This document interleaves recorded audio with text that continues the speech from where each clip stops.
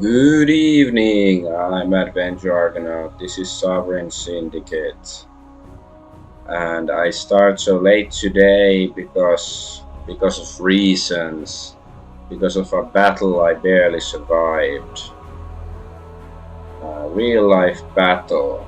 Like a few hours ago, I was having dinner with my wife, and my kid was like, he was supposed to be sleeping, but of course he wasn't feeling sleepy, so he was playing around. Actually, I had just finished the dinner, and I was like sitting on the floor, looking into my phone and stuff.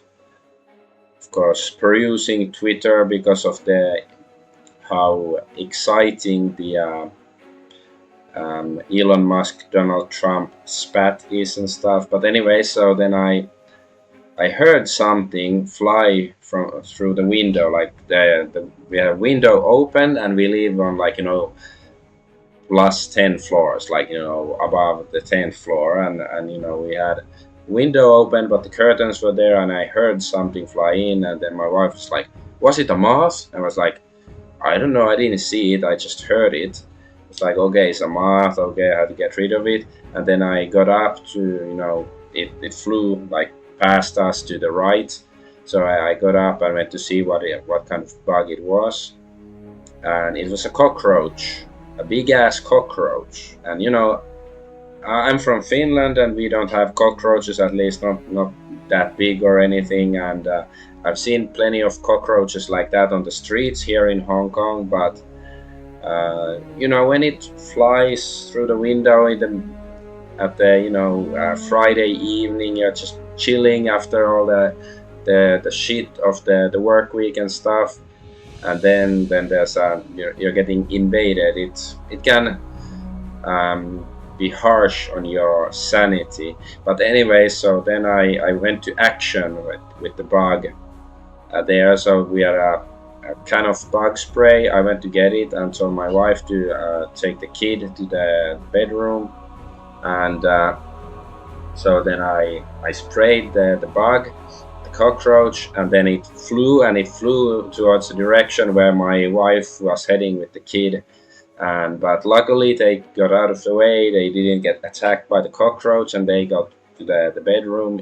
I closed the door, and then the cockroach was like at the TV table or whatever you call it, and there's like a small speaker there. It was on the speaker, and then I shot it with more spray, and the spray was clearly like it didn't like it. The cockroach didn't like it. It took damage from the spray, but it wasn't um, strong enough to kill it with a few hits or anything. So but so I hit it again with the spray, and the cockroach started reeling, and sort of there were some like papers and magazines on the table as well, and then it sort of hid underneath them, and I shot again, and then it went behind the TV table, so I couldn't really see it, and I couldn't attack it, and so now I backed away a bit, trying to get a chance, and observing my environment and stuff. And then suddenly I noticed that it was on the floor, and it was ramming straight to me, like sort of like almost trying to attack my feet or something. Like I was like, fuck, is it gonna attack me? It's coming right for us. I screamed in a very manly way, and then I like I shot many volleys of bug spray onto the floor, and I guess it sort of hit it, and then the bug it ran underneath the couch, and then I sprayed some, shot it as it went there, but probably didn't hit so well. And then, like, maybe, I don't know, 5-10 minutes later, I did see it come out once, and I tried to shoot it, but there I missed, and it went back there. And then later, after my son had gone to sleep, and went to get my wife to help me with the bug, because I needed her help, because I had to pull this couch away from the wall, and she had the bug spray. Then I pulled the couch a little bit, but no, there was just plenty of dust, and but at least not too many nasty surprises. There was, like, one round chocolate treat or something, but at least wasn't melty or anything. So then I pulled the couch a bit more, and then finally my wife said like, yeah, she could see the cockroach. And I was like, fuck, where is it? And I said, shoot it before it runs away. But thankfully it was already reeling, like it was really severely injured from bug spray, so it couldn't really move much. And then my wife kept spraying it more, and reciting some Buddhist prayer for it, and finally died. And that was like, it really makes me appreciate aliens more. Like, they call it a bug hunt. Now I know what a real bug hunt means, because in Finland we don't have bugs this nasty. Like, there are nasty bugs, but maybe in different ways. um, of course, bees and stuff can be nasty, but that's a different story. But that wasn't the end of my suffering. I'm gonna get today, start playing the game real soon, but that wasn't the end of my suffering, because after that, then it was like, okay, uh, the space underneath the couch was really dusty and hadn't been cleaned in years or whatever. So then it was like, okay, we should clean it now. So then we even cleaned the floor, like vacuumed it and mopped it and stuff, because we don't usually have so much time during the week and stuff. And so it was painful, but at least we accomplished something. We killed the horrible monster, and now the floors are much cleaner, and I can finally play the game. So I'm back as Atticus Daily the Minotaur. So back to the game, I mean. Having been roughly roused from drunken oblivion in Beggar Lane, a masked stranger compelled you to pay a visit to the Red Lotus. There he revealed that your mother, Matilda, may still be alive. You reached near bottom, but perhaps this is the motivation you need to start climbing back up. So yeah, I am just outside the orphanage, I think, and I just have to try to figure out the name of my mom. Got a nasty scrape on that gate years ago. Glad it's open now. Gears and cogs, but I'm gonna save the gears and cogs for the dwarf, because I think he actually can use it. The other characters just sell them for money. So that sounds like a smart idea, in theory. Shack, splintered and worn down like everything else around here.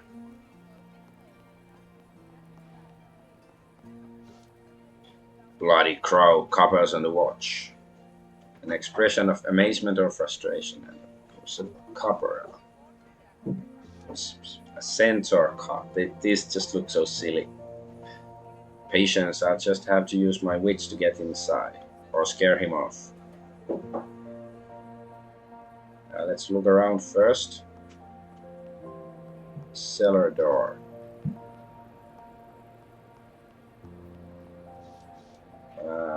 The good old cellar door. I could make my way inside without a key, though I'd have to get past the padlock first. No, I could smash it, but let's try to be more civilized first.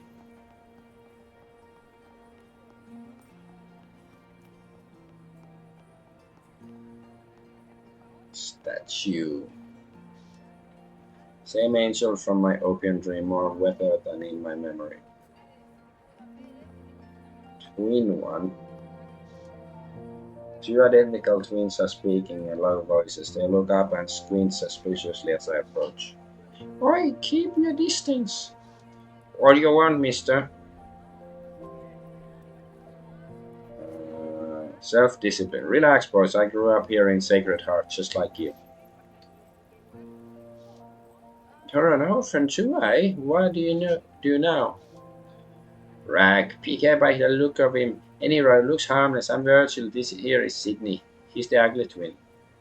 Scavenger who picks up and sells or repurposes rags. Can it, Virgil? I'd beat the tar out of ya.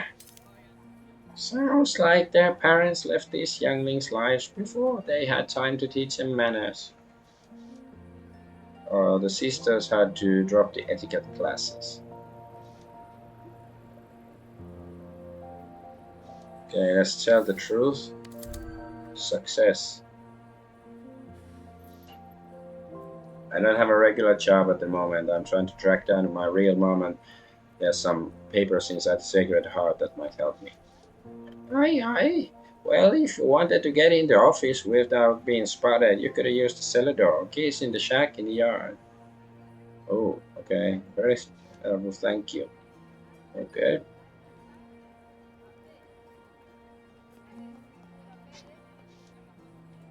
Ooh, what an insufferable pair. I can already tell. A couple of biters with piss poor attitudes. Annoying or despicable people or anyone who bites. Don't be so judgmental. I was just as rowdy at their age. These two are mulling around the swing set while the other orphans seem to be giving them a wide berth. Orphan girl. Give me the dice, Horace. You dullard. It's my turn to roll. Shut up, Trudy. You had your turn. Horace and Trudy appear to be playing a game of dice. Chocolate, I'd say, though it's hard to tell.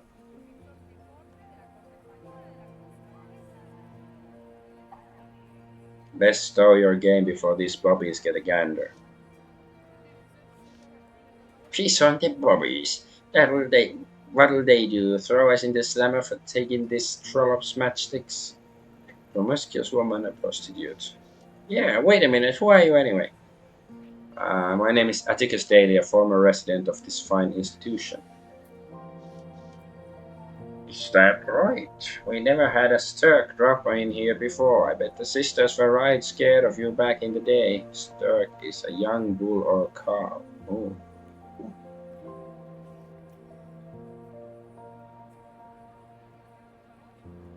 Perhaps the two of you know where the Yude sisters keep their records. Listen, if you was here back in the day, then you should know that things never change. Why don't you nip into the shed back there? It might open all sorts of doors for you. Ask about what happened around these parts lately. Did something wrong occur near the orphanage recently? Rum is strange, okay? Red rum? Horace, I don't think he looks like a copper now, does he? No, we can't tell, but he's certainly not a centaur, so that's point on the scale in the right direction. Should we tell him? Yeah, why not? We'll find out sooner or later if he's sniffing around for long enough. All right, dead of night, up in the dorm, see? Three big luggers came and nipped the little Julie from her bed. So off goes Bert is chasing her, and so they nip him too, sakes alive. It was better than the halfpenny show at the promenade. Appreciate the information. So three big guys nipped little Julie from her bed in the middle of the night. Appreciate it. Penny Mathematicus, now that's a funny name. Virginia then. Not if I see you first. Yeah, watch out if we see you first. Might be get belted with a chestnut out of thin air. Now, where'd I leave that slingshot? Right, let's do a save. Kid talk.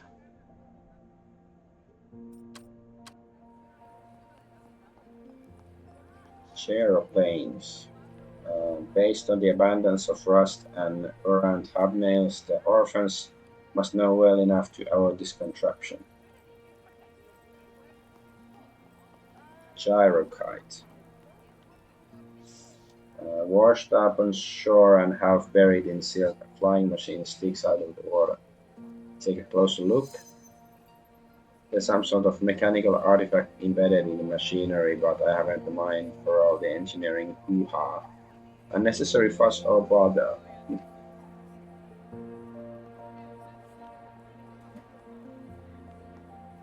I think in Americanese, hoo-ha means something else. Annika Johansson, hey. Here's the cutpurse who was mates with the moving orphans. Annika, her name was. I haven't forgotten what you did for me, Mr. Daly. What are you doing here at Sacred Heart? Begging your pardon, Mr. Daly, sir, but if us orphans waited around for adults to do anything, we'd never get anywhere. So I'm looking for clues. She does have a point. I just keep thinking I've been getting them to see how we could survive on the streets together. We even had a hideout down the sewer. But when that monster started wailing in the night, they couldn't hack it. They came back here where, like I told them, they were sitting ducks. Sorry, Annika. Then everything with the lads, man, and I couldn't check up on them like I should, and now they're gone. Poor kids. So you came back here to look for clues. Any luck? I've already made some headway. I pressured the other orphans, and now I'm pretty sure it was Molly's goons who took him. But why would Molly be sending her thugs after a couple of waves? Not waifus, waves. Look, I've heard about other orphans going missing from East End. They show up again weeks later covered in bandages. They can't say where they've been and they're off somehow, as if their heads had been peeled back for a look-see inside. It's too terrible to imagine the stuff of secrets so dark we hide them not only from children but from ourselves. It's all I know for now, but I'll keep looking into it, and I hope you'll do the same. There she goes, determined as ever to track down her missing mates. See you around, Annika, hopefully on a brighter day than this one. She is long gone. Leo's Memorial. Leonardo Leo Longno, deceased 1868. Rest in peace, old friend. I wished I'd been around for you when it happens. Ooh, oh, I wonder what happened really. Maybe there are some records around here that would say how he died. This child's soul had long departed by the time they were buried. There was no sense in imprisoning them. Few things are as frightening as having nothing to be remembered by. You think I escaped before they could bury me in an unmarked grave? It's doubtful I'm headed for a glamorous funeral now, though, unless I change a few things. Eloise, oh, Eloise. A headstone sits quietly in the mossy earth. This woman was kind to me no matter the dark thickets of trouble I wandered into. I'm overtaken by a chill in the air. What is this weird shimmering?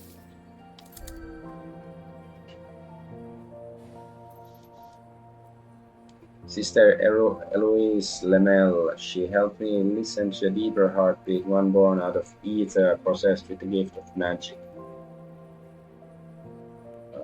I might be able to bring Eloise closer to this world if only for a few moments. Ooh, necromancy. No way that can go wrong. Connect with Eloise. Success. Now, there, I've done it, but her speech is rather faint, now louder than the rustling of branches overhead. Uniquely poised to deal with the troubles befalling the unfortunates of the Darklands.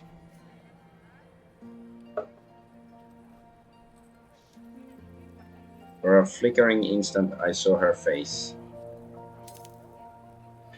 Not just the orphans, but the crowded poor of the tenements, beset by illness and the midnight streetwalkers, so easily snatched up for dissection that the young doctor might make his qualifications.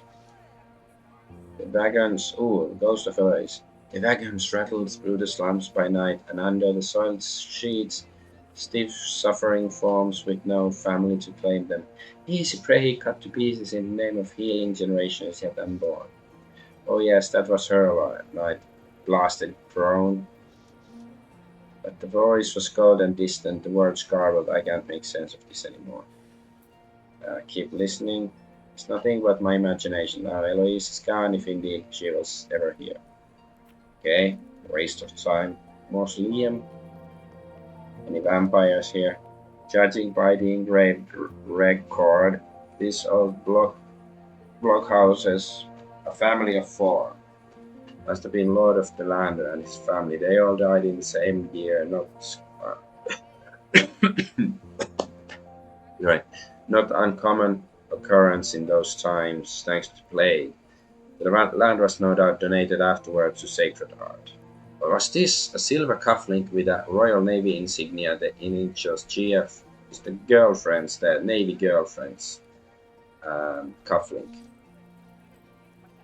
Navy girlfriend sounds intriguing or just super gay. Let's just leave it here though. It wouldn't be the first time I nicked something from the Sacred Heart. Yeah, let's leave it. Surely the man who lost it here will retrace his steps to the mausoleum.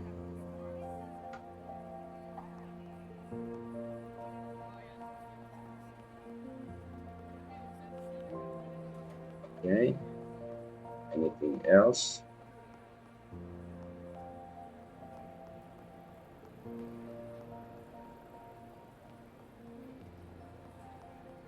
Stone bench. Ooh, I missed that one.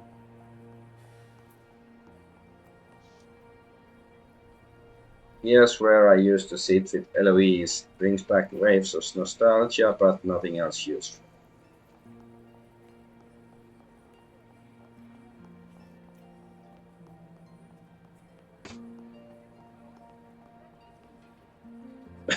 Nothing here, I see.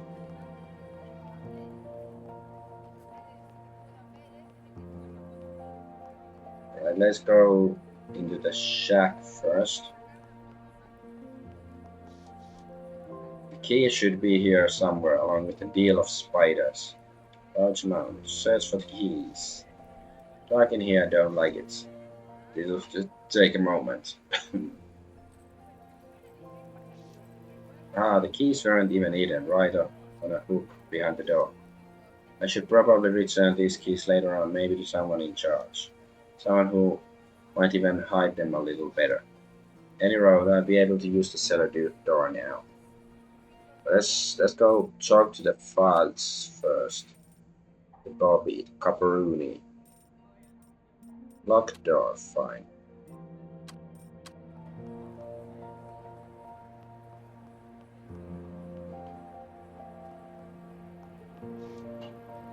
A blue banner is blocking the door and observing an approach.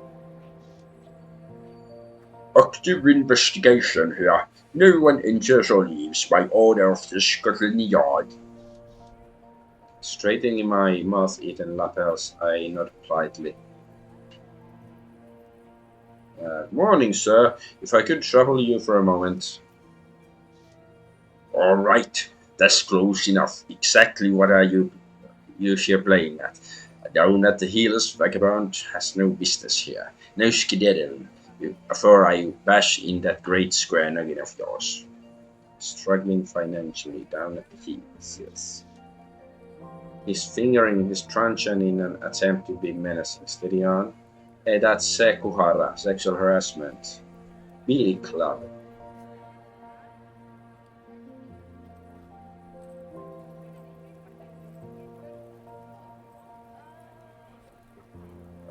This one. Look here, good man. Number 125 is my home precinct. I must have seen you on patrol, but never got your name.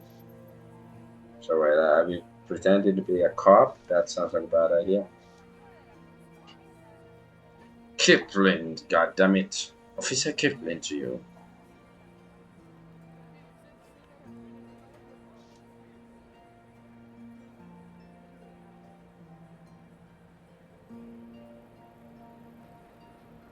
How goes the case? None of your concern. There'll be more to share once Scotland Yard signs off on it. I bet such information will be identical to what I already know.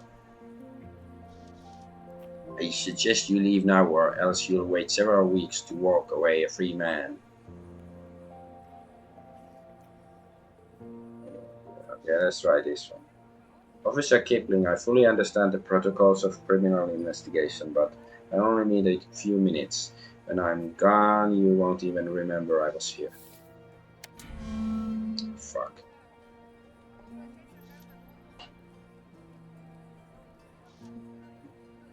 Letter on the left, this breath reeks of stale tea. Yeah, okay, let's real roll then. Reroll, reroll. Mhm.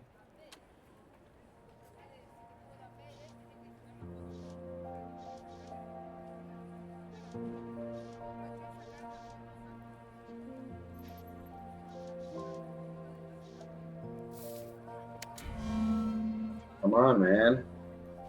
Why so unlucky? Am I a guy in Kentucky?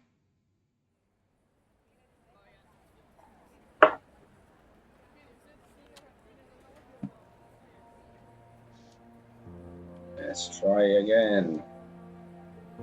The more I fail, the more I feel obliged to try again and succeed. Success, yes. Yeah, so all right, you can step inside for a moment. But that's it. Don't want no outsiders trampling all over the evidence, do we? That's done it. Now I can freely use the front door. Okay, let's use the front door then.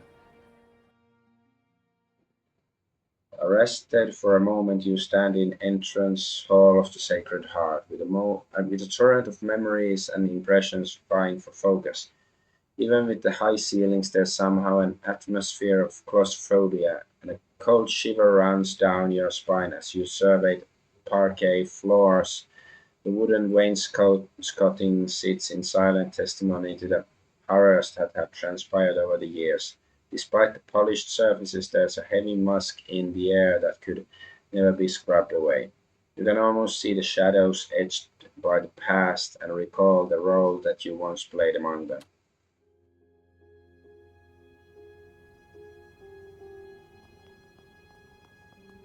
Right?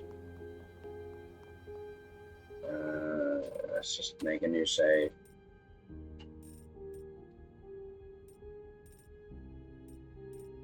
Not pickpocket, sure.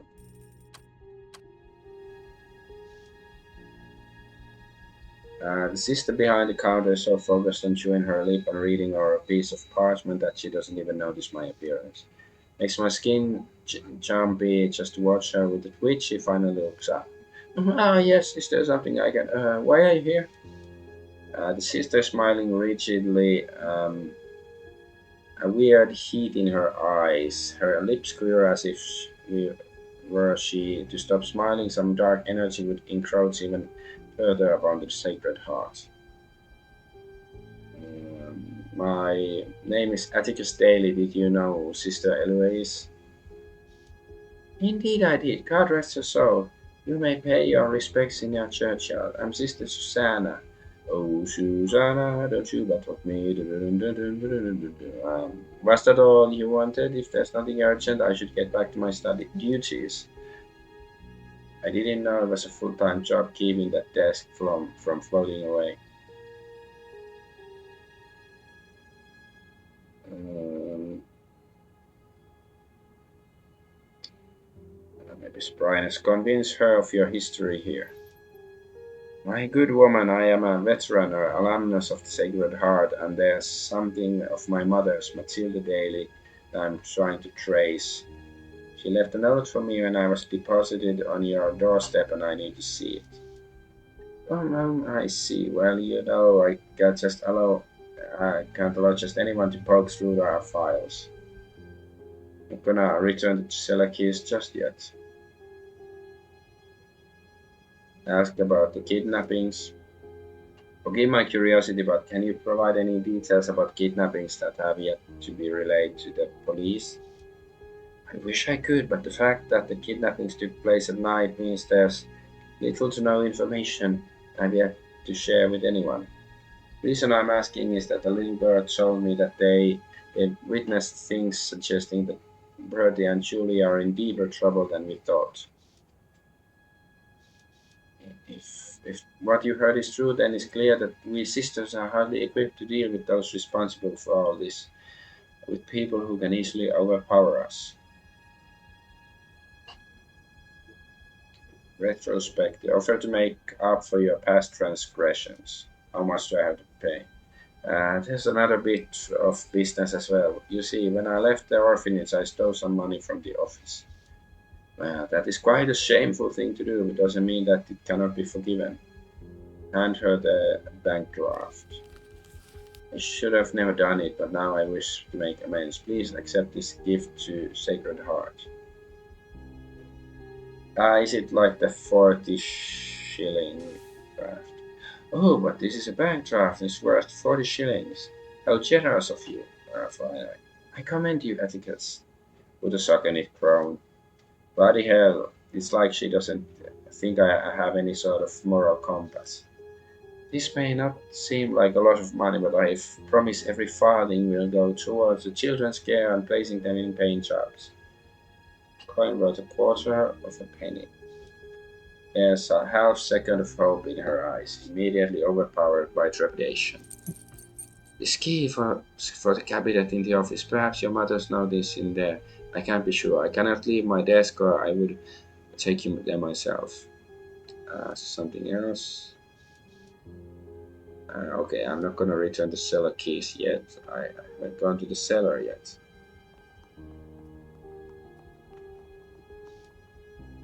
How could I forget the door to the kitchen? We would always try to sneak in and steal scraps.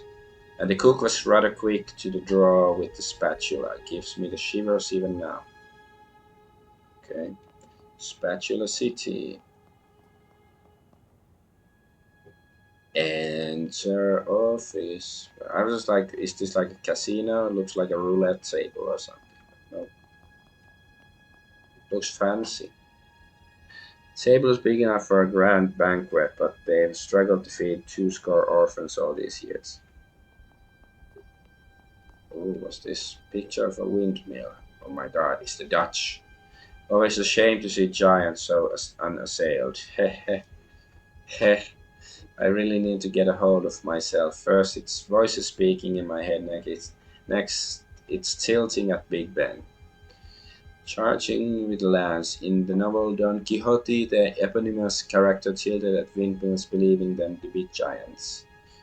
Maybe they are, in spirit. Like at my portrait. Picture looks familiar but can't quite recall. Drop the memory. Kapla. Likely sister Annabelle, can't remember much of her. She was up in years when I was taught. Probably buried in a graveyard, poor thing.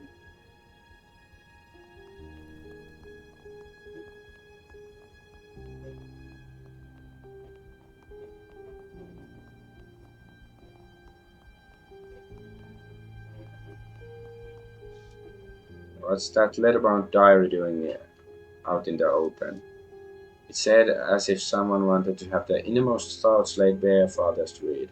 I'll buy it, let's see what its owner had to share.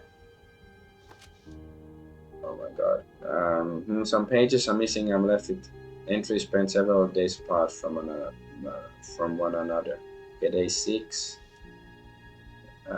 Food getting less edible with each passing day. Theodora broke her teeth upon biting into a really hard slice of bread. Didn't eat mine though. I used to knock out an airborne pigeon. I used it to knock out an airborne pigeon. Those go well with salt and pepper. Okay, this orphan couldn't wait for staff members to provide something edible, so they took matters to their own hands. Okay, lost hope. Borrowed recipe books from sisters, cakes and meat dishes had me drooling on the page. We'll try to sneak out of the orphanage and look for bakeries and butcher shops. Reminds me of my younger self, though reading the books was as far as I got. Yeah, but this one, Butcher thought I was too much of a whippersnapper to carry carcasses without hurting my back. We'll try Baker next. Besides, I can't stand flies. What? Everybody loves flies. Yes, they're like sand. The baker relished my knowledge of hard recipes. Will he take me in before relocating his business to the east? Maybe this is a happy ending. Famous last words or something. Got hired and moving away from London with Baker. Well, they were luckier than I ever was. Perhaps there was their way of letting the sisters know where they'd gone. A polite way of saying, if you wanted me to stay, you should have fed me better. By serving flying rats with salt and pepper. Yes. dusty bookcase. Worn-out Bibles and books on theology, competing against piles of dust for shelf space. Right, let's see if the hope that the save is just before opening the cabinet. Yes, our bookcase. Right, success, Kapla. 2 cogs added. Okay, it's a handful of glittering gears. I can fetch a price for this from an engine man. Engine man, take me by the hand. Quest ledger. Guest ledger. Not quest ledger.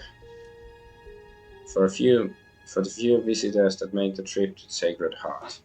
Just a couple of notes and signatures and a smattering of doodles by the orphans. Ah, dark-haired girl. Yeah, this is like a horror section of the game starts.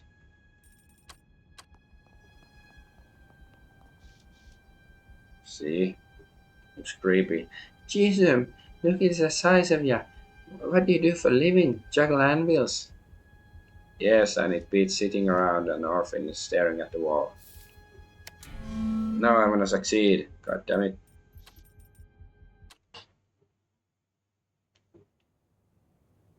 I will be successful.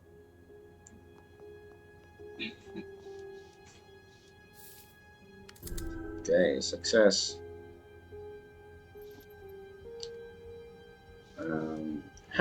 Mouth as big as his biceps. I'm big, but I'm actually a nice fellow. I'm an orphan myself. I was raised here. Name's Atticus. What's yours? I know if niceness gets you anywhere in life around here, it'll get you picked on, and that's it. Anywho, I'm Scarlet. Why on earth would anyone come back to this dung heap? When I get a bit older, my backside is the last thing they're gonna see of me. I'm investigating the disappearance of 2 orphans, Bertram and Julie. Do you know them?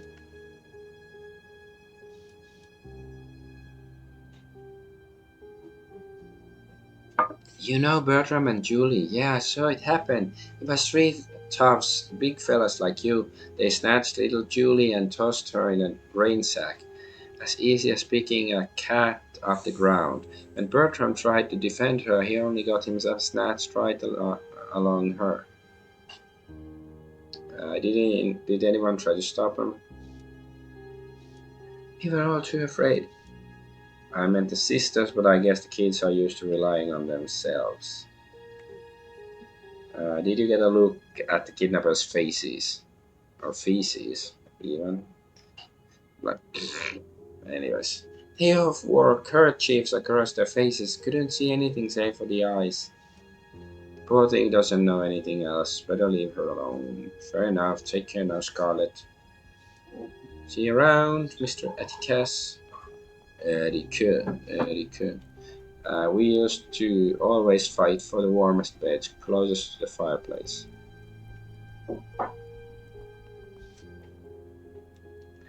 Faded out photograph of Sacred Heart's ragamuffins. I remember when it was taken, how you had to stand still for so long it seemed like a week.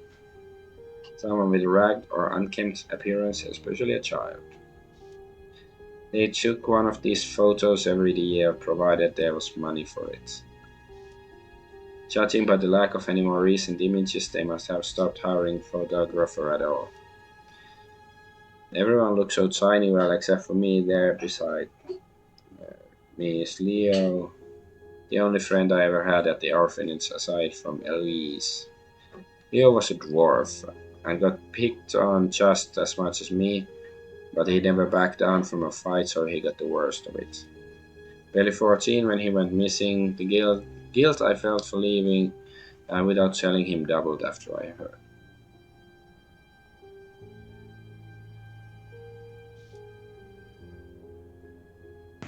I remember now that I ran away less than a week prior. Horrible timing.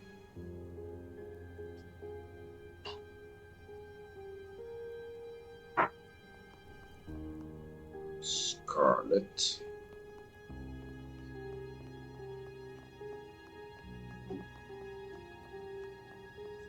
Bible. Just an old Bible, or is it? Something about it looks familiar. Kapla. Aha, it's a hollowed out Bible with an opinion book inside. A text used for spreading of rumors and gossip within an institution. Blasphemous. This used to be a sacred text, with some opinion pieces. Can't help but wonder what the young tearaways have to say about one another and the staff. Young people who are reckless and unruly. Read about Scarlet. Let's see, Scarlet, not many friends unless you count the ones she knitted clothes for and sewed buttons on. Poor Scarlet, at least her doll won't pick on her like whoever wrote this entry. Bertram. Oh, what do we have here? Bertram hangs out with a yellow haired cut purse who gloats about joining the circus. What is that? It's Annika, right? Orphans and street urchins cavorting together is not uncommon when conditions at the orphanage force them to run away. Read about Sister Susanna. Get an earful of these, Sister Sus.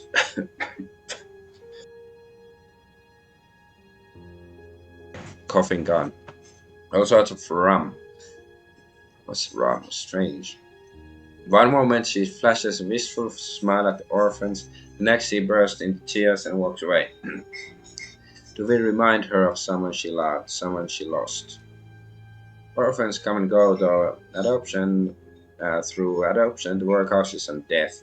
Likely she's trying not to get too attached to her charges. Easier said than done.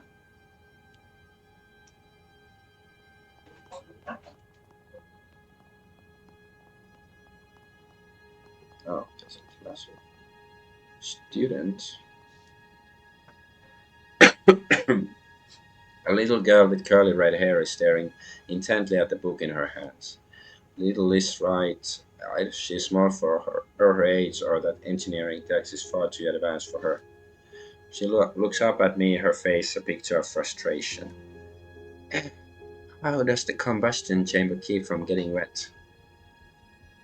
Uh, Perhaps you should start with something simpler than the internal components of a boiler. How am I ever going to learn anything if I'm scared of it being too complicated? Her face screws up like she just took a bite from a large raw onion. Did you hear that Trudy destroyed another toilet? Better not ask for details. She went to Sister Susanna, and you know what she said?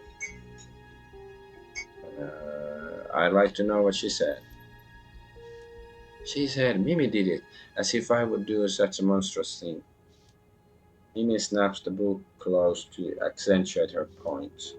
I need to get out of here, and the best way out is an apprenticeship. So I need to learn how the combustion chamber stays dry. She's right, driven and right. Um,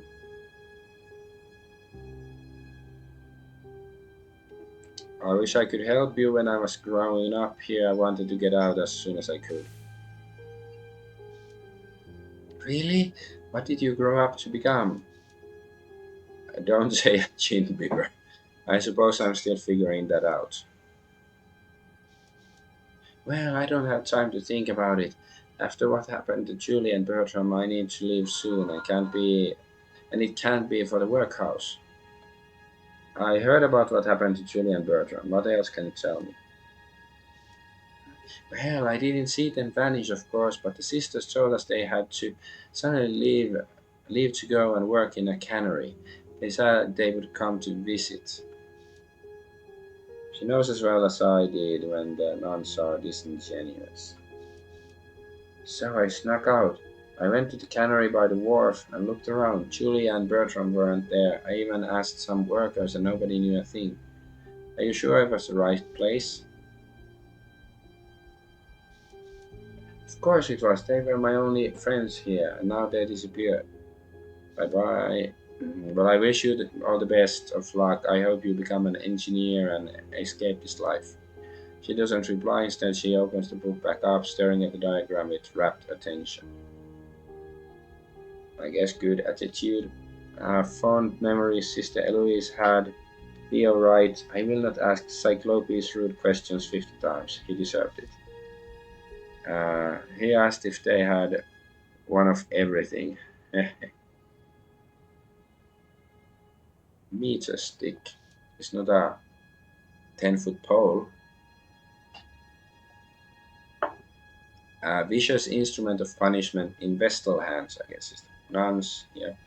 Never fall asleep in class if you want your knuckles to remain unwrapped. How can one be expected to learn and internalize life lessons if they can't feel safe in a classroom of all places? But yet that's a lesson to be learned that you should never feel too safe. You never know if a cockroach is gonna smash through the window into the room.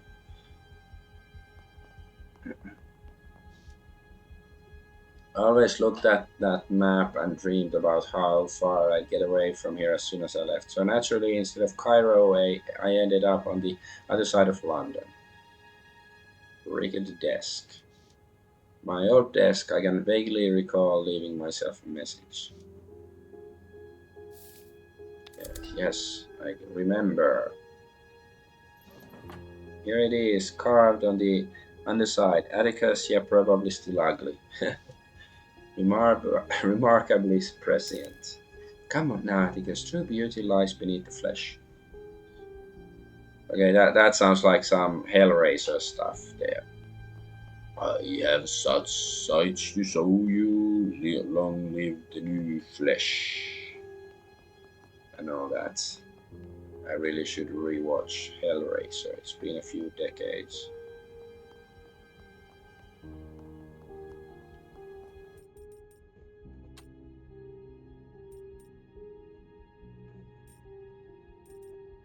Hellraiser. Okay, finally going to the office. Dilapidated room with peeling paint. Some of the windows are sealed shut with grime, making the air close and stifling. Luckily, one window has a few busted panes, admitting a breeze now and then. File cabinets full of gloomy records. Orphans unlikely to find a home. Sister Susanna has a head for names and numbers, and she tends to the business here. Even so, the papers pile up against the walls, towers of yellow pages that will surely decompose before anyone reads them. You hope to find the records you're searching for deep within the rabbit hole of paperwork that is the office. The office, the office. Flower pot. Pincushion flowers with wilting leaves, implying neglect by the sisters. A long blooming flower with spiky ball center and a wiry stem.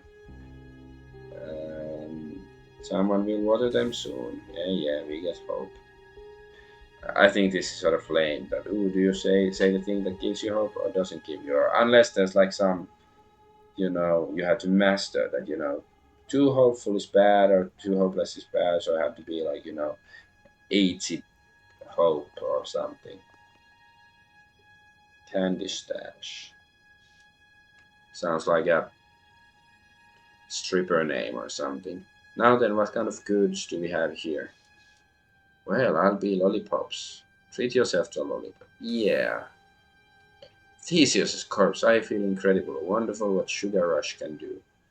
Founder of Athens from Greek mythology, well known for slaying the Minotaur of Crete. But is it also the ship of Theseus, like the ship that you gradually change parts in it, and is it the same ship anymore? It's the same guy. So he also killed the Minotaur. I didn't know that. Okay, yeah. One lollipop is enough for me.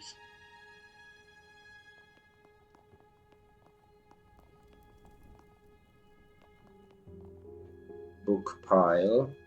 Stack of books in good condition, the titles of the debossed covers glittering in the daylight. Weighty expectations, trying times, I know of these. Not exactly peons of British politics, or this peon. Things that express enthusiastic praise. With materials like this on hand, the sisters must care deeply for the dispossessed. The modest flame is well tended enough that one could step away and feel the warmth in a few hours' time. Not like in the old days when we had to burn our bedposts. Perhaps the sisters are harvesting from the woods around the building. Or else they always hoarded the good firewood and left us break our beds apart. Stare into the fire.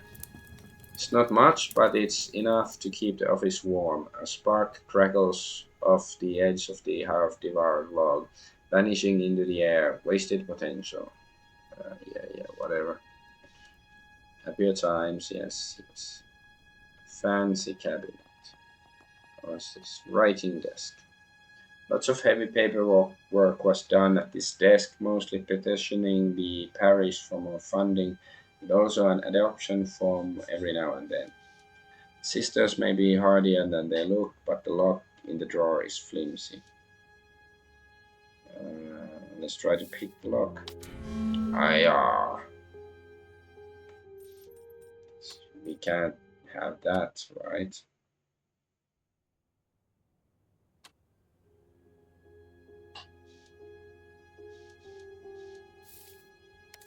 Okay, what do we find? Capital. Now, what's inside? A couple of coins are not enough to be missed. Better not. I just gave them money, or maybe it gives me the excuse to steal money because I gave money. So it's keep the balance of power or something. Fancy cabinet. Ancient hunk of hardwood cabinet, sturdy enough to house a collection of cannonballs, but currently stuffed with dusty old files. So search the files thoroughly. Success. Ooh, the sun. This character has gained a confident trait and will now be able to select dialogue options that require this trait. Let's not get overwhelmed by the number of files here. Look for the letter D. Here it is. Daily, daily, daily. Aha, my file is still intact thanks to Fates for bookkeeping. As if by design, a small and neatly folded piece of paper falls from the file folder into my hand. Matilda's letter. Dear sisters, I am forever in your debt should you read this message, along with the care of my helpless babe. I must trouble you with the one other request. Let my child's name remain Atticus Daly, so that his heritage might not be lost, given his name is Atticus and his surname is his father's. My heart is split with grief for leaving you this burden, but the sapphire is genuine, and if you sell the ring for expenses, then so be it. Before God, I will try to correct this turn of fate, but Atticus's life would be stolen if I should keep him. Upon my honor, I will try to make our family whole again, but for now I am robbed of this privilege. I beg for your kindness and apply for your patience with a promise to return. Matilda Hathaway Daly. Okay. She signed with two surnames, and that is ever so important. Now, if Hathaway is a match for at Bethnal House, then I can confirm her identity as for my father, mysterious Mr. Daly, assuming he was the one to have her committed, then she's been there all this time. Then he probably tried to destroy the marriage record. Some people stop at nothing to preserve their reputation. Then it's often, what's this? It's Leo's file. Yes, look. Leonardo Longo, light-skinned, dark-eyed dwarf of Italian origin, missing presumed deceased, December 1868. This is difficult to read. I just turned 13 and ran away when I heard. Now next of kin established, case considered closed. Chin Ribs probably didn't even look for him, but just another dead orphan. Cops. I barely thought about him after too many sunrises on the horizon. The sun's a lot blurrier now. Most mornings makes me wonder why I never looked closer back when my vision wasn't so often double. What else have I forgotten? What else did I ignore? That's enough of that. All that remains now is delicate matters of getting access to Bethnal House. Clementine could help with that. She was out on the town with a patient handler there.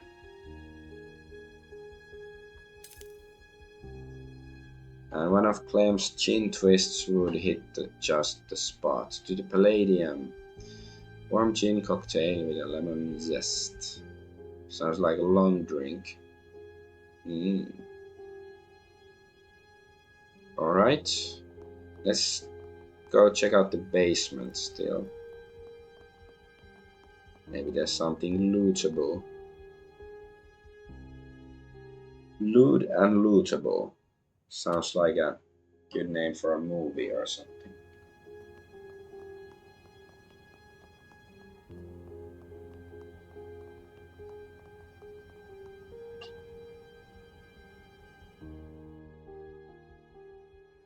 I wonder what happens if you fail the check to examine the closet. It's like you don't find out the name, sorry, you can't complete stuff, or is it like you find that but you won't find the Leo information or something?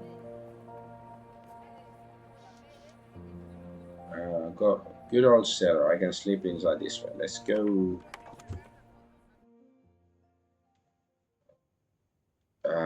Through the creaking hatch down the narrow wooden steps, you descend into an equally narrow passage. You hold your breath a moment against the cloying smells of earth and vermin and trail one hand along the wall during your brief sojourn in the dark.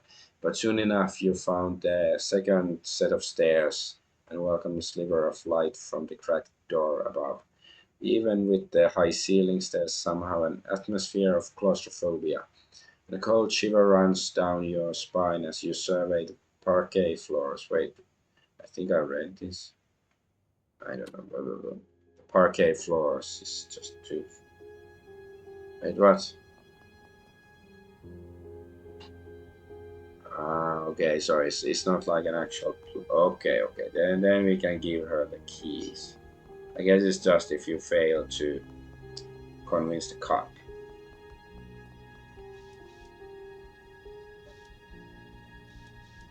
Oh wait, it's you again. I'm very pleased. I assure you, I do wish the girl would bring the firewood though. Wait, can I give her the keys? Okay, I can't give her the keys anymore. Whatever. Okay then.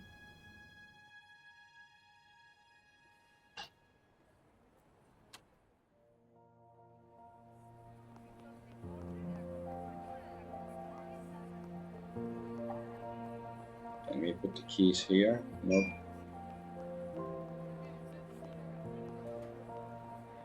Can I use the keys on the other gate down here? Nope.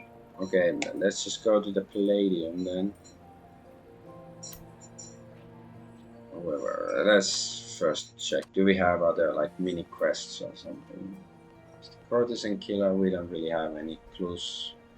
Throne, Leo's lament. I believe there's preacher in Surrey Square. Ah, yeah. All right, all right. Let's go there then.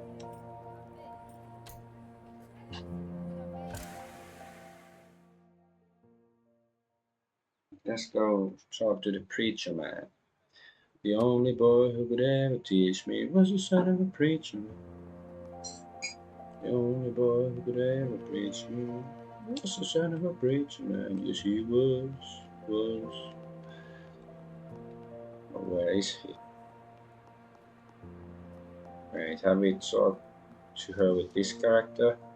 It's easier to scarf those legs, for must be hard to walk on. Name's Atticus Daly. Are we like hitting on her already? Olivia Lynn.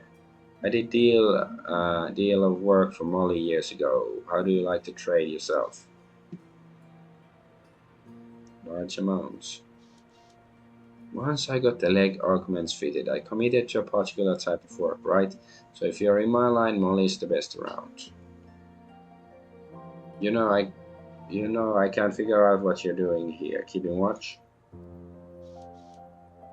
In a manner of speaking, I'm waiting for a customer to pick up the wagon yonder. Stolen goods, cigarettes mostly. Oh no, I'm not spry enough or charlatan enough.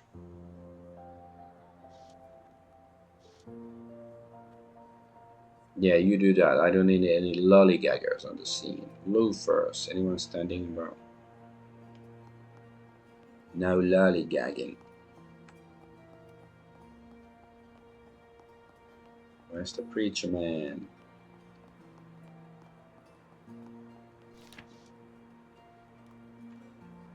Poster encouraging variables to yeah. See the zone in a positive light.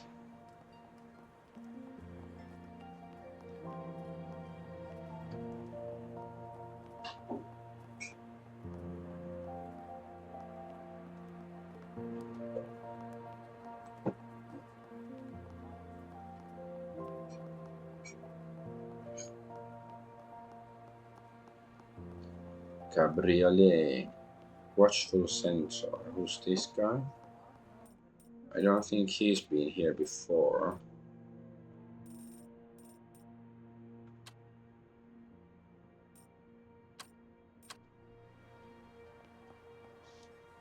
Ahem. Can I help you? If you're looking for the poorhouse, it's back in the other direction. Fellows keeping a close watch on going around the square. Definitely not a copper though. Good day to you, sir. I'm Atticus Daly. You seem like a fellow of some importance around here. How about an introduction? Yves Chalamet Duval. Oh, he is French. Bring up the missing orphans. Oh, you look like a pederast. I am sure you took them. Some orphans went missing as of late. Can't imagine how the sisters are feeling right now. Perhaps they feel that they failed their charges. He's pulling punches, guarding his real opinion.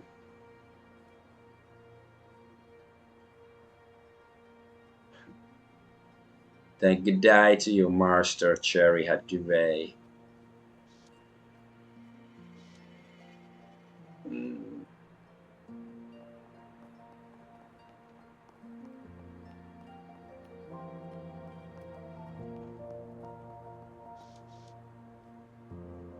Autumn's fallen leaves, subject of many poets, whimsy. Yeah. Nature, blah blah. But the newspaper is about the murders. Here's that. Here's that newspaper with a story about the courtesans, but I already read this. Nothing has to do with it. Yes. Yeah, I don't really need to examine those things. There he is. There he is. The preacher man. Yes, he was. Was.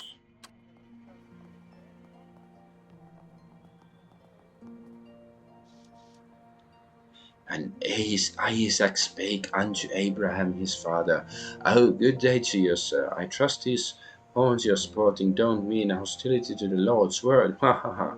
Sorry, that was in poor taste. Remark on the way he's dressed.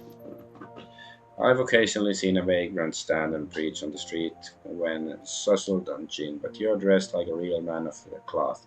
Did the church assign you to this pulpit? Sloppily drunk. The Catholic Church? No. I took my orders from the church, but for now I am, as it were, a free agent. What's a Catholic doing in Old England? The preacher is running from something. I wonder why it hasn't caught up. Any road. Well met, sir. My name's Eli McBride. May I presume you are a man of faith, Mr. Daly Atticus Daly? Yes, I am. Tried and true. An unequivocal answer to a simple question. How refreshing.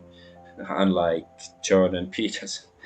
Uh, I only wish the path that the Lord has chosen for me was laid out so plainly. Hard to imagine man like you having doubts. Even the strongest among us must be tested, and I am far from the strongest.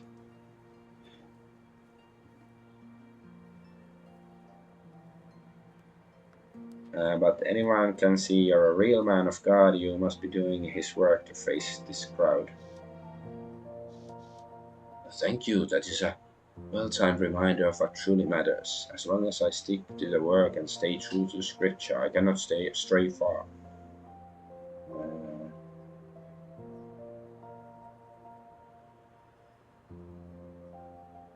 sure. I didn't mean to imply that my road was an easy one. I was raised from a very young age by the good women of Sacred Heart Orphanage. For the most part, they are a credit to your kind. Yet indeed, I get your meaning exactly, my friend. I myself had dealings with the church network of orphanages many years back. Unfortunately, instead of rejuvenating my faith, the experience left me shaken. Okay, I'll get it. Press Eli for information about missing children. I have a serious subject to discuss with you, Eli, if you have a moment. Oh, what that might that be?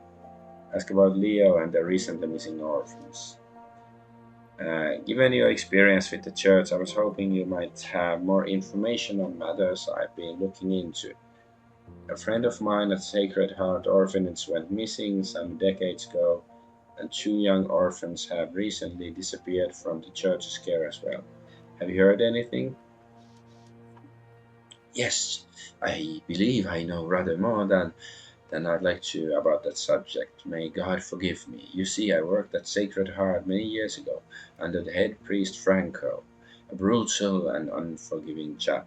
Not much of a Catholic at all, to be honest, but it took me a long while, much too long, to realize it. Very interesting. Please go on. Yeah, please go on. I turned my stomach to tell you the details, but this Franco chap had his fingers in many distinctly unchristian pies. Okay, that sounds like a band. Distinctly unchristian pie. The more he included me in his dealings, the harder it was to turn away. But I was a younger man then, and Franco was both physically intimidating and indulged a vicious temper. Eventually, I came to fear him just as the orphans did. I know that fear as well. Oh, fear well. And you're familiar with the paralysis I felt. Go on. Worse was yet to come. Franco was enlisted by someone with grand ideas and the monetary backing to implement them. This mysterious benefactor encouraged the priest to form the Sons of Saint Caruso, a splinter sect officially approved by the church but with no oversight. I suppose you can buy that for the right amount of silver, and whoever this fellow is, his pockets are bottomless. An excellent way to hide all of sins under the guise of devotion. But by that point, I could no longer hide my distaste for Franco's endeavors. I was summarily dismissed and bluntly told I was lucky to walk away without a thrashing. And the missing orphans? Yeah, it's about them, not you, old man. I'm certain Franco's nefarious benefactor is behind these disappearances, but of their whereabouts I have no idea. I'd be very careful about where or of and of whom you ask these questions. Where did this set come from? Who is Saint Caruso? David Caruso? Is that the guy who was in NYPD Blue and then Maya CSI Miami? The guy who puts on the sunglasses. Is is his last name Caruso? Whatever. A little known Catholic who was slain by the Moors in the 13th century. Ah, old Spain. The story goes that he was a talented healer and carver of prosthetic limbs, but was persecuted for trying to convert his patients. Yeah, my mind was completely distracted. I was thinking of Spain. Like, okay, in this world they have minotaurs. So do they have minotaurs doing bullfights, or do they do bullfights with minotaurs? I don't know.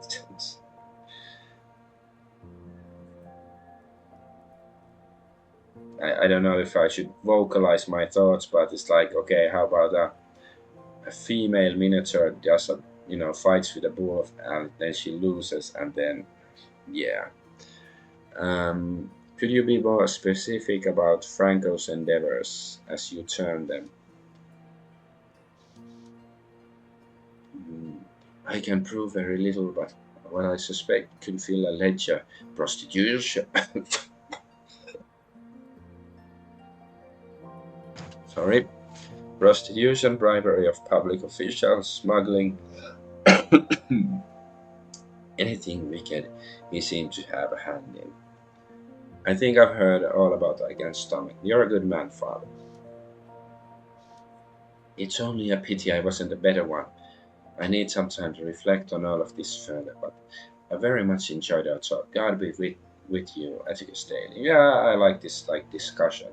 It's like uh, this is groundbreaking. A game has a priest in current year, and he's not some scheming asshole or worse, or unless it's revealed that he is. But I doubt it. Anyways, I vaguely recall Father Franco, but the rumor was he was called away on church business. I won't find him unless I know where to look first. Who would know about secret cults and hidden dealings? Is there anyone I know with a penchant for knowing things they shouldn't?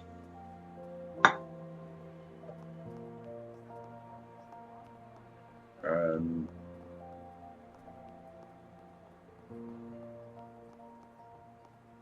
at least there's the Nandi Pandy's shop here.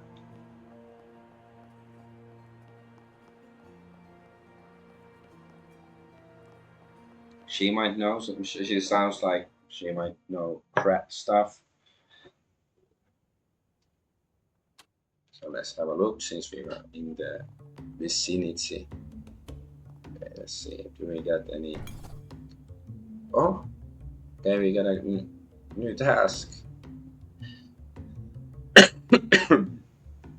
Spine after spine of herbal medicine. Nandi must be a fountain of knowledge.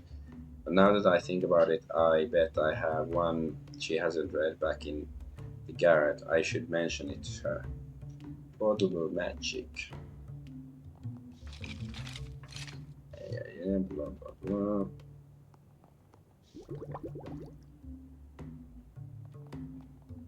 Skulls. Sorted skulls of several shapes and sizes, yet not a single creature is easily recognizable. Perhaps they come from other worlds, destinations the spirit could reach by traveling between dimensions. They're certainly not from this side of London. Atticus Daily. Always a delight to have you in my house of wares. How can I be of help to you today? Pleasure's mine, Miss Mabasa. Always smells of herbs and flowers in Nandi. It's really a pleasure. Okay, sure, let's ask about everything. This tree here, it's enormous. How long has it been here? Even I don't know the answer to that query, nor did the occupants before me. Its origin remains a mystery, but what's important is that what it brings now. Ask about her boobs, I mean books. Quite a collection you have over there. And which one would that be? I have many, you see. Your books, most of them I have never seen before. Ah, yes, some of these are older than both of us combined, and the others are from lands far away from here. I take particular interest in the unknown when one has acquired enough unique knowledge that benefits others, they become more valuable, and value has its price. I have one you may like, not as rare but very specific. It could add your add to your considerable value. It would be my pleasure to see it, though I doubt its content will be familiar to me. Maybe you'll be surprised. Perhaps. Okay. Let's show the ring. Miss Mabaso, I wonder if you could take a gander at this ring I've been carrying around. It used to belong to my mother. Your mother, you say? Let me have a look. Yes, the stone is garnet, I believe. It could stand to be cleaned. Okay. Ask about the sons of Caruso.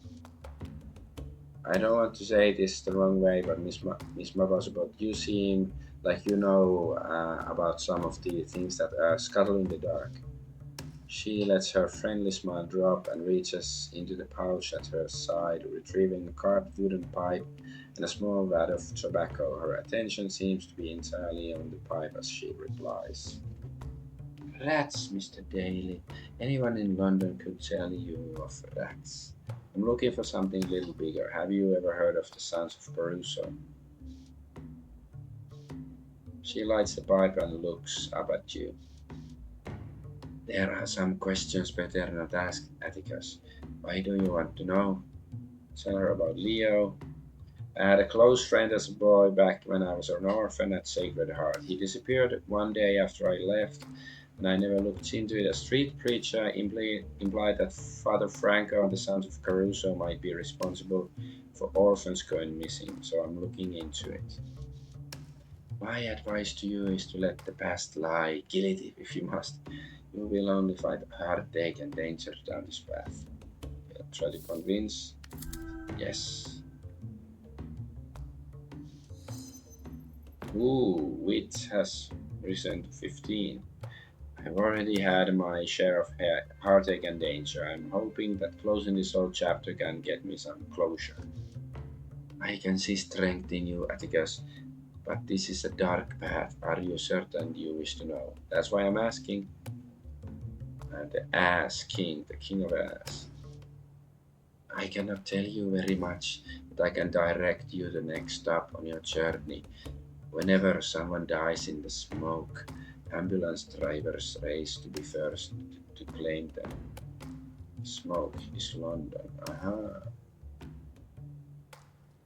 I thought it was smog. She blows an ironic cloud into the space between you. Your friend went missing decades ago, but chances are someone found him. You should look for old drivers, perhaps around the docks and wharves, perhaps someone with the initials on the jewelry you found. Is it like the GF jewelry? Okay.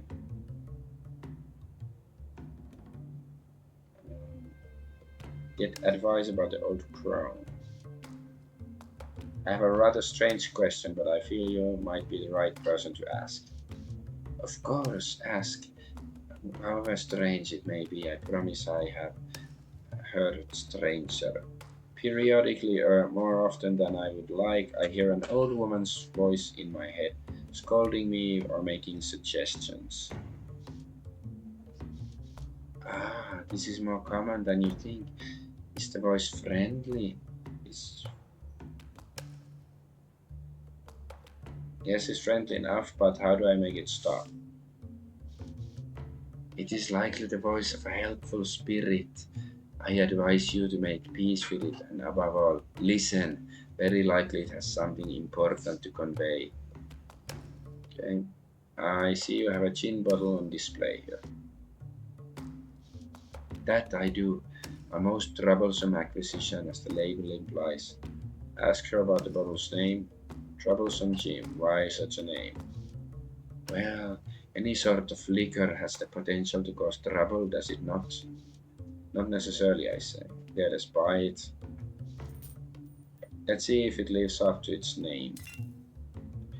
Know that I shall not be responsible for any incident caused by the use of that bottle. Okay. What troublesome gin? Yes, what about it? So I could buy more. Okay. Got anything in stock that make the fate smile down on me? As it happens, I am in possession of a gree, a wooden staple that brings good fortune to its owners. £2. A talisman from the voodoo tradition used to ward off evil and attract good fortune. So £2, I don't have money. Okay, second thought, I'll take my chances without it. As you wish. Okay, I'm off then, Miss Mubaso, Mombasa, Mububu, Mabuba, Shikaka.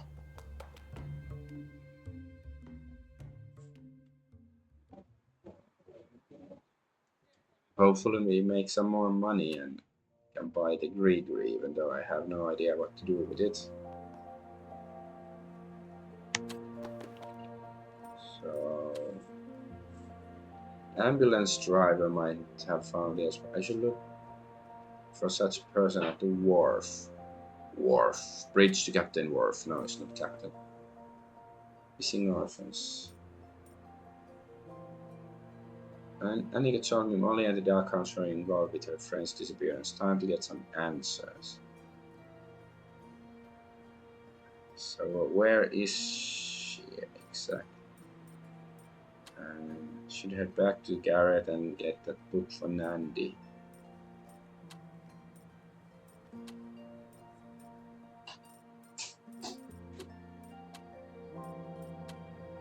I guess let's go to the wharf first.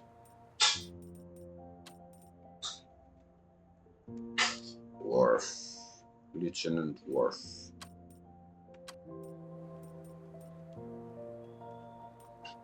So this is the wharf. It's docks, it's different. Oh, okay, here it said wharf.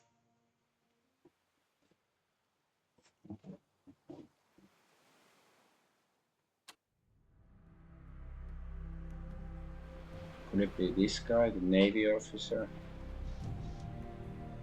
Hello there, chappie. My name's Glenn Forrester, Lieutenant of Her Majesty's Royal Navy. You're a Minotaur, if I'm not mistaken. I think it's the alien. Yes, I'm a Minotaur. What about it? Well, yes, of course, you're a Minotaur. Sorry if I sound daft, but I'm a collector, you see, of stories. I've encountered many wondrous creatures in my travels and around the Aegean. Sultry sirens, terrifying krakens, and countless others once thought to exist only in myth. Much like the noble Minotaur. Let's hear one of your sea tales. As I mentioned, I am an officer of the Royal Navy and not given to spinning wild yarns. There are some of my seagoing brethren. I have witnessed miracles at the Temple of Zeus and I have myself spoken with the mermaid of Thessaloniki. Alright, I accept your bona fides. What is it you want to tell me? Someone's honesty or sincerity? This encounter took place upon Trinacia, a rocky little island southwest of Sicily. Okay, I think we heard the story already. Yes.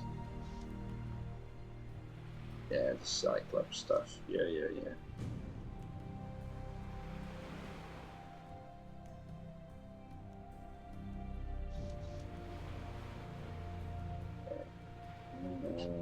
That's quite rattled him. From your tone, I had feared some kind of disaster. What is it about this incident that rattled you so?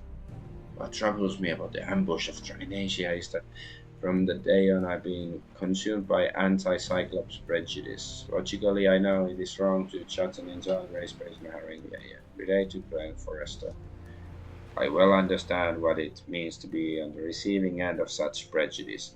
It haunts me in every corner of London, and for all my size, every Tom, John, and Jane seems perfectly confident to insult and belittle me at every opportunity. I too have faced Yusuf's Traveler's dark-skinned man. Yes, we are both Niagaras, and yes.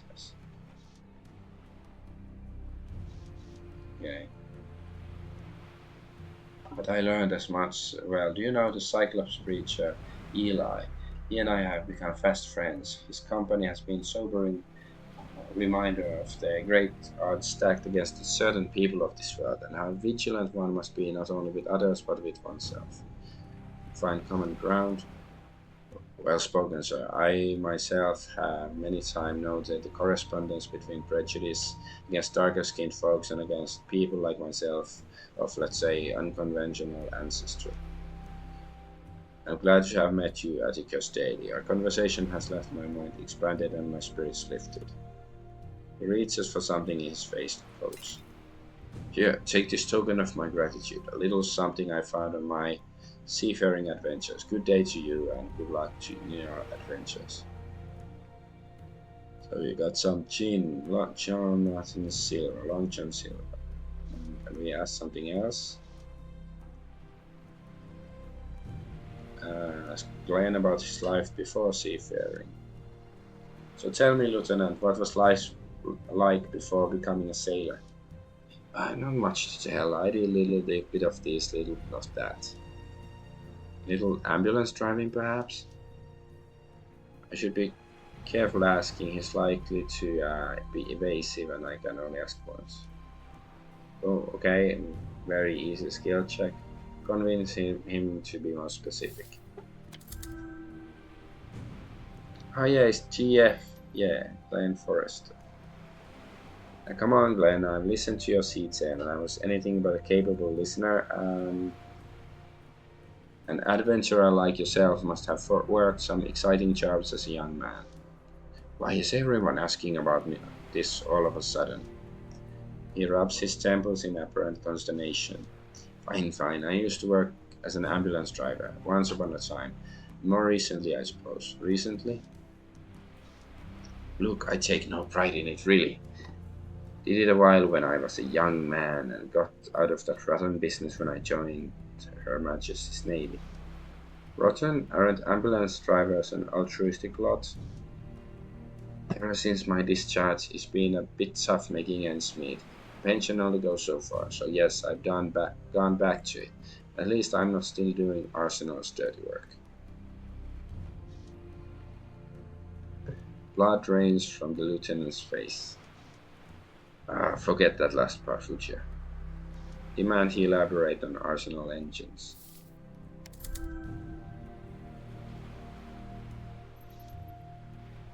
I think it would be better for both of us if you continued that train of thought.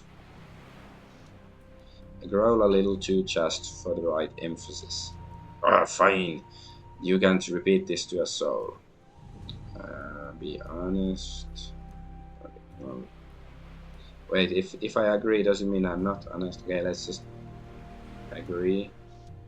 Of course, Glenn, you're secret safe with me. Relaxes a bit but still looks pained. It was some 2 decades past. I was a young man, all full of vinegar, and I was good at my job. Right, driving an ambulance is a competitive business, you know. Not everyone can do it, and you need to be fast, like Sonic. I've heard they steal patients from each other like medical highwaymen. Patients, yes, wanted dead or alive. Well, one day a certain local businessman reached out with a lucrative offer. He knew I was the best and he wanted my help. Help with what? Was he a physician? Not exactly. You might say he paid well for the leftovers. Sounds like a physician, actually. He'd be contacted by Arsenal Engines. They knew he had a line on cadavers, and they were interested in getting some themselves. There was a problem, though.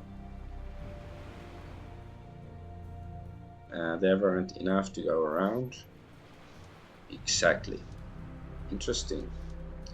Physicians' colleagues have a hard time getting enough cadavers for doctors to learn with. Private research tends to have less in the way of legitimacy, and that makes it all the harder to get resources needed. So, where did you come in? Like I said, I was the best. He needed someone who could reliably deliver the ones who didn't make it. He sighs heavily. I grew up in the West End, you know. I didn't have much apart from gumption.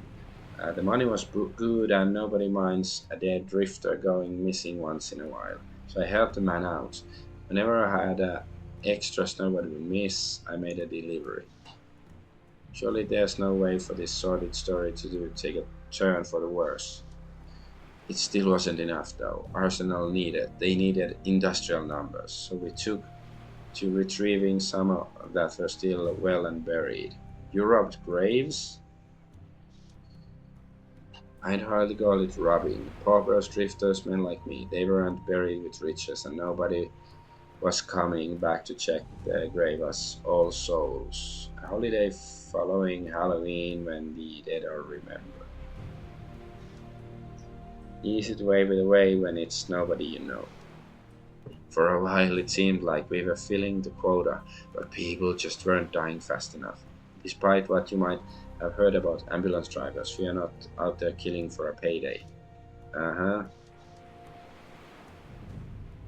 The last straw was the graveyard outside Sacred Heart. Word was we had permission, but those kids, those poor kids, I could not look at myself in the mirror after. So the next day I enlisted. Asked him about the abductions.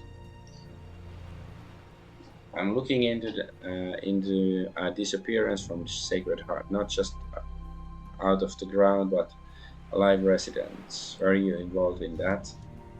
What? God, no. I'd never harm a child. I haven't worked for Arsenal in a quarter of a century. And even when I did, I never done that. If you say so, Glenn, but the fact remains that children went missing. I'd never had any part in it, but he seems shaken. If kids went missing, maybe you should check that Arsenal. I can't say I know that they were doing any such thing, but it did surprise me when the prior at the Sacred Heart just let us raid the cemetery. If he was in Arsenal's pocket, God knows what else they were up to. I will. I won't forget about what you did. Sure. If there's a Hades, maybe I'm bound for it. Still, I hope you find what you're looking for. See you later, Glenn.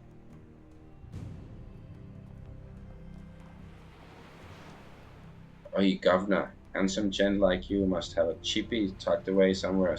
Why not dazzle the air with some popular sheet music, Little Raba's that latest ballads? A chippy girlfriend, okay. But those ballads are around shit boots. I also have a bulletins if you want the news. 1 penny apiece. Ask about his cast. You see you're wearing a cast. What happened to your arm? I got clipped by a steam gurney not 2 blocks from here. I suppose I should be grateful though. The dandy what hit me took me the real doctor to get my arm fixed up. Member of the upper class, often conceited and overly devoted neatness and appearance.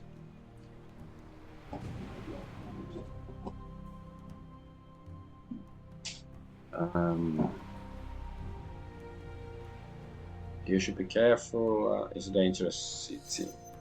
Ooh, discipline to 12.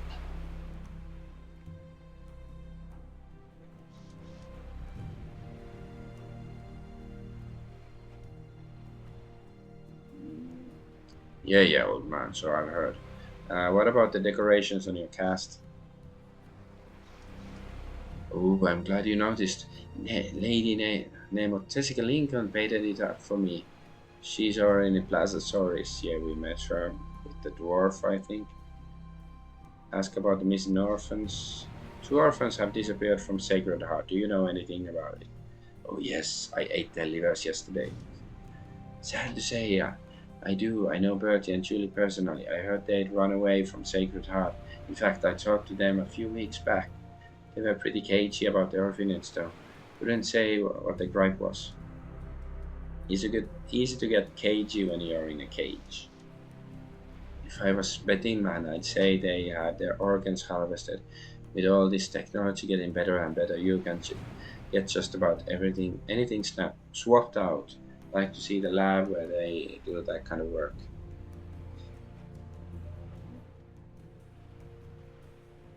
Ask about the courtesan killer.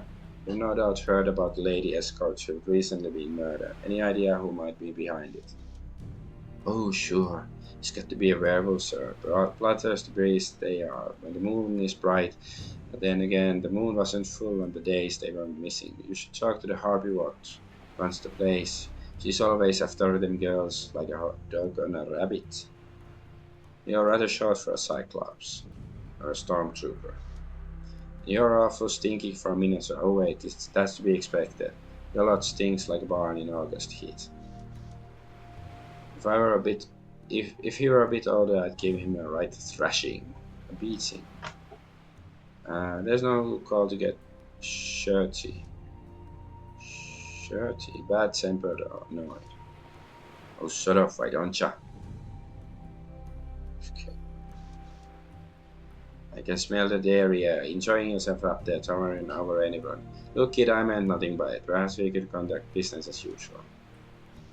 Suppose I do have papers to sell, even if you are going to sell them. Ask him about any rumors he might have heard. Have you heard anything particularly scandalous of late? Okay, listen close, my friend. This isn't the kind of thing you blurt out in mixed company. The Queen is involved in drugs trade. Shocking revelation. The Queen, you say, but how could she be involved? Well, it's Her Majesty that's behind the whole thing, that's all.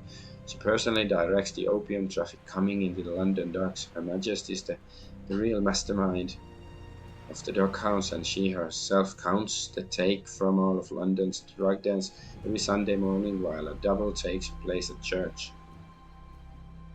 What is this country coming to when even the Queen is on the take? Yeah. You mark my words, the whole empire will fall any day now. I appreciate the chat, but I've got places to be.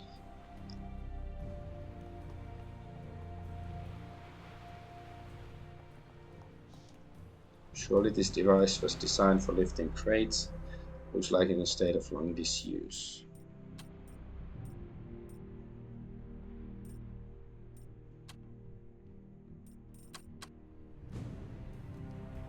Collie. Grrr. That's that mutt's problem anyway. It's not like I'm not up to no good or bark bark. Fracturing my leg. Shoo. Hey.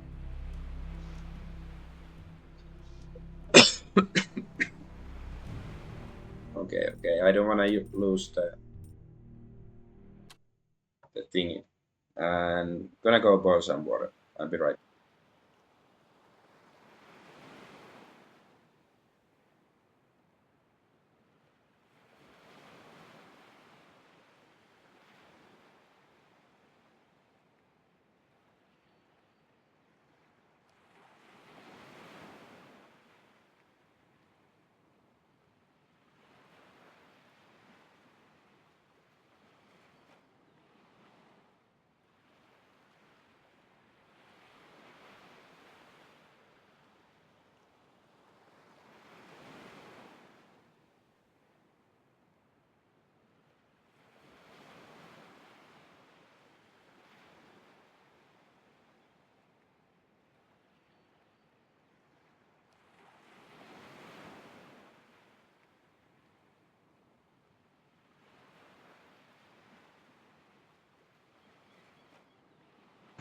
Alrighty, I have returned. Sorry about that.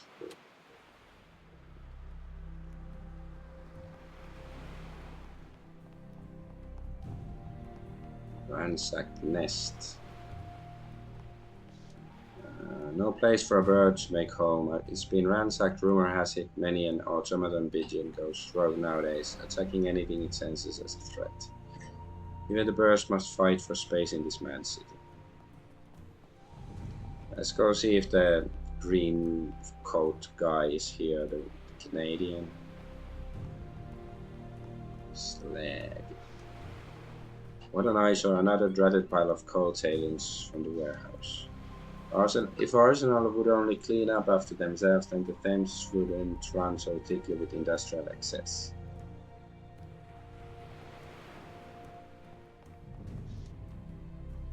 Not to be rude, but I'm troubling over a complex field of engineering. Can't keep an innovation waiting. Just a moment, I've seen you in Big Smoke before. Mind telling me your name? Alright, old chap, it's done to Ziegler. Now I must get back to work, but I hope our paths may cross when I am less occupied. Sakes alive, that's a self-centered tinker if I ever saw one. He brushed me off like a bit of dust. Let's see what he knows about the shady business dealings of Arsenal Engines. Okay. Sorry to bother you, Dante, but I was hoping you could help me with something. Squared and the derivative is Mr. Ziegler? Damn it. I lost the equation of your interruptions. This better be important. You might say that do you work for Arsenal Engines? Ooh, Spryness 17. I do. I'm a fairly recent acquisition.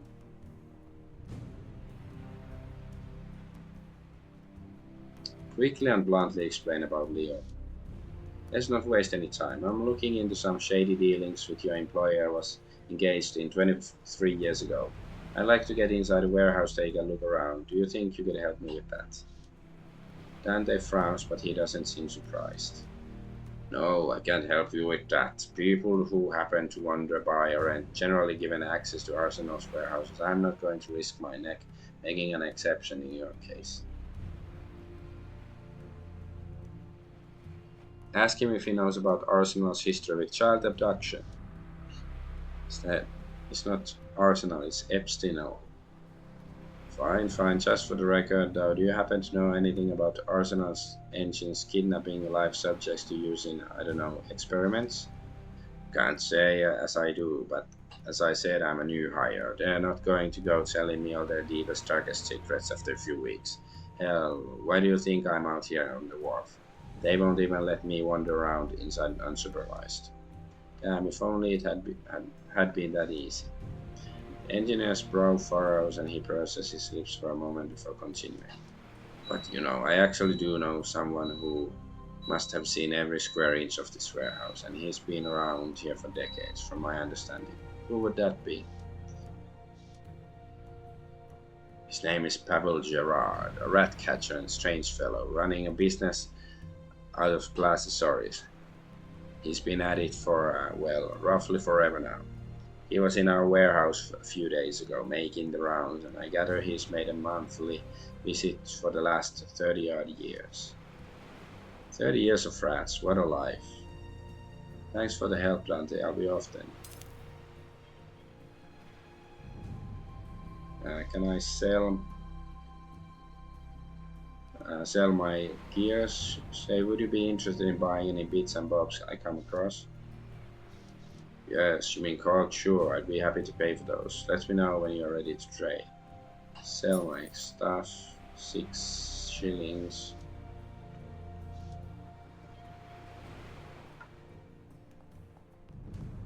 Mr. Greencoat, Greenwood, whatever his name was, is not here.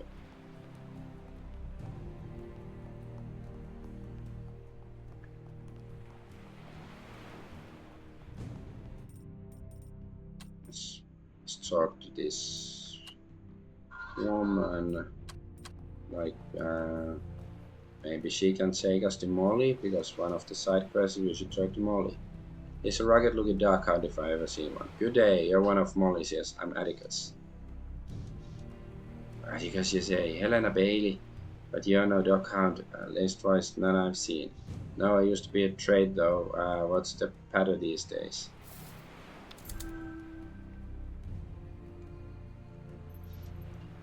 What is patter? Gossip, especially when related to underhanded behavior or crime. Helena immediately grows animated.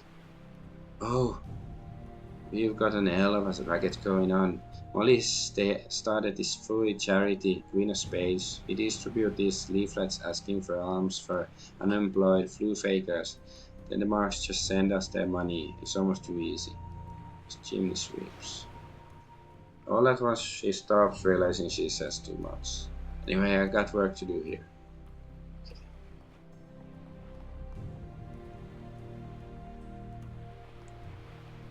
Guess is there talking rogue? Can I take it? No, okay. Fisherman.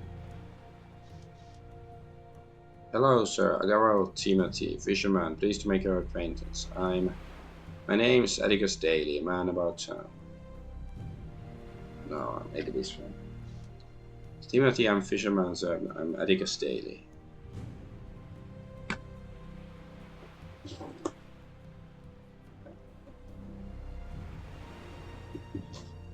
Um, okay, I'll go make some formula.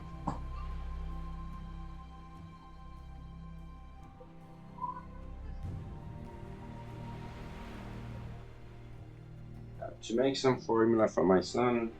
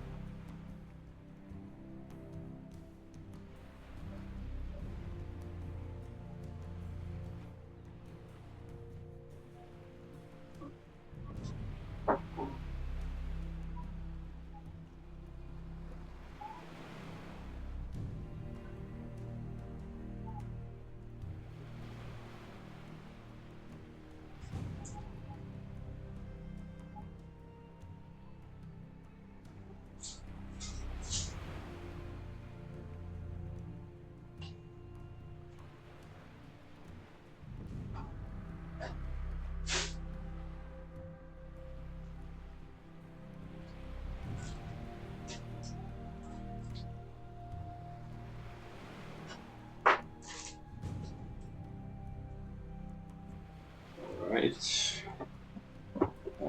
Let it stew for a while. Anyways, compliment his English. Your English is quite good, but I still detect a hint of an accent, something I cannot place. I'm a Lascar, sir. I'm a Lascar, sir. Though I've long since adopted England for my home, I came from on the RMS Victory in the Merchant Marine when I got my own vessel and settled for good on these shores. I even married an Irish woman, much to my parents' disappointment, but that's another tale. What is a Lascar? Where is Lascar? It's like where NASCAR are made. Mention his unique attire. Is that a chainmail vest you're wearing? It is. I always wear it when I'm ashore. I never worry about a man with a knife. Warship is a different matter, of course. Take a swim in one of these and it'll be your last. Ask if he enjoys his work. You enjoy your trade. I am an old East India Company man, sir, and I have plied waters between here and the subcontinent more times than some men have walked to the corner pub. But to answer your question, I am in love with the sea. As for a cigarette, think you could spare a gas, but I have a passing craving. I know the feeling. Here you are. Fishmonger.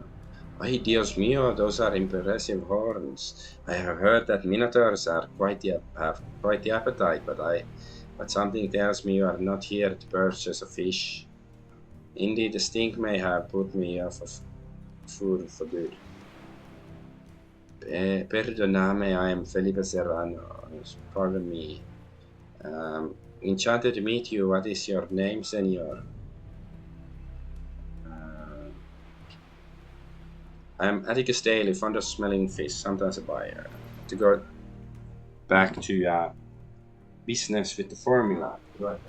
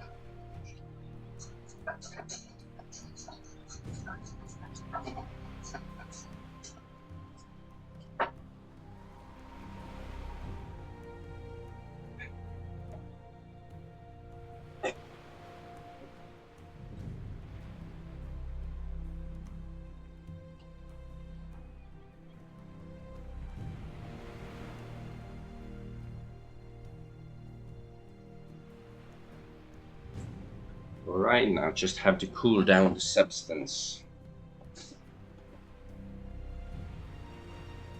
Uh, Que bien, Senor Daly. How is it I can help you? Um,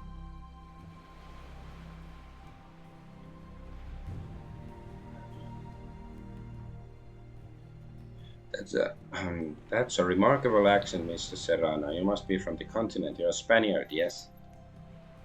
Continent. Countries of Great Europe except for Great Britain and Ireland.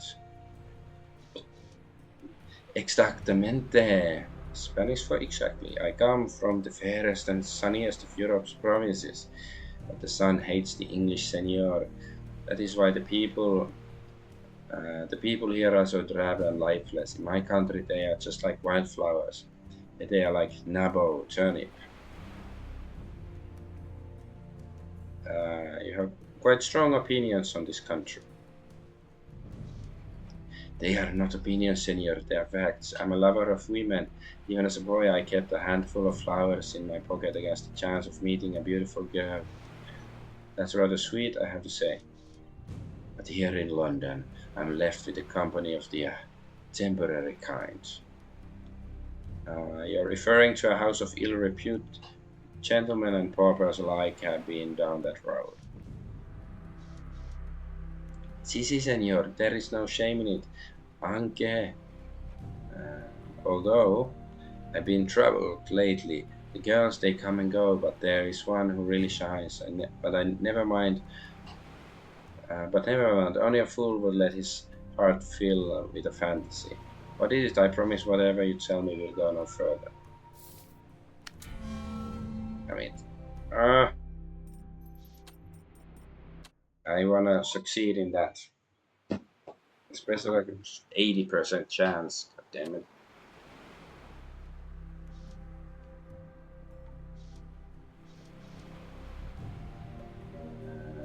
Yeah. Let's just take the same options.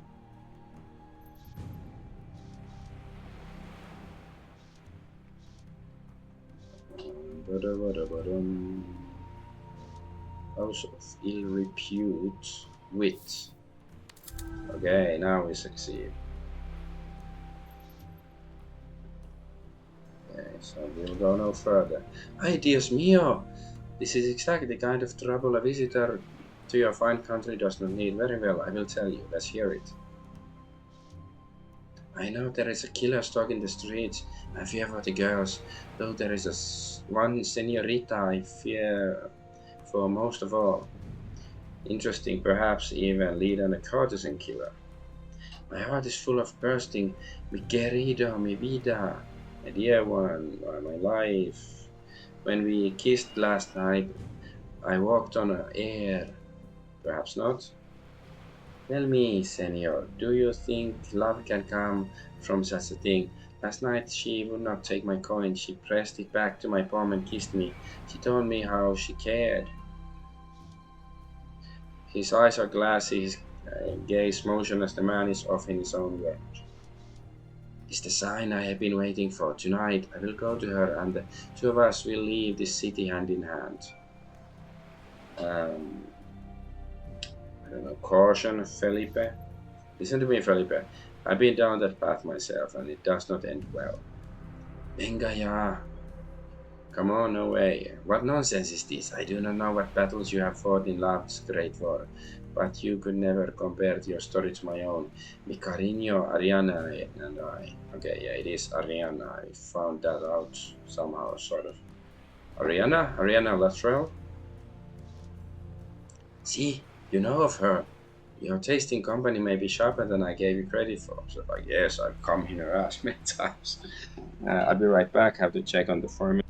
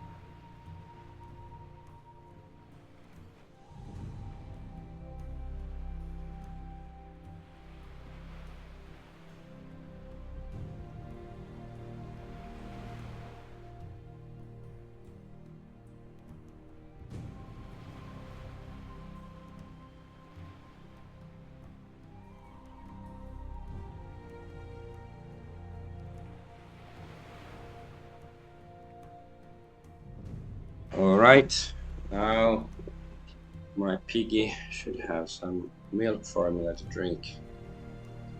Uh, Anyways, at least he does not seem to hold her profession against her. This man's tale is not simply like my own, it is my own. Ariana and I were together once years ago, not as Punter and Dolly, but as a pair of lovers. Punter, customer of a sex worker or a person who gambles, and Dolly is a prostitute. Dolly Mop, as fun terms. As a pair of lovers, though our affection bloomed in the halls of the rose just as this man's. It's just, I don't know. I presume Ariana is a human female and she was with that freaking cow man. Don't have a cow man. We are acquainted, yes. Then you know that her beauty, heart is beyond compare. I know that she's a good woman, only caution you against rushing something that ought to be given the time to ripen on the vine. Just as you please, Felipe, but let it be her choice as well. Perhaps you're right. I would not want to force her hand. I will not go to her tonight. Better give our trembling heart some time to think. I know that is when our love cools will be strong as iron. Perhaps it will. I wish you the best. Thank you for the advice, senor. I guess I have to end the stream. My son is whiny complaining, so I have to go have a look. Like my wife is on the case, but she needs assistance. So I'm Adventure Argonaut. Thank you for watching. Bye bye.